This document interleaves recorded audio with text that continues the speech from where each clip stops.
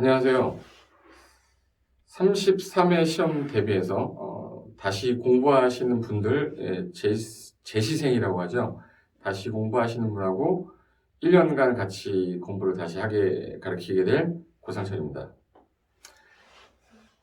시험이라는 게 저는 그렇게 생각합니다.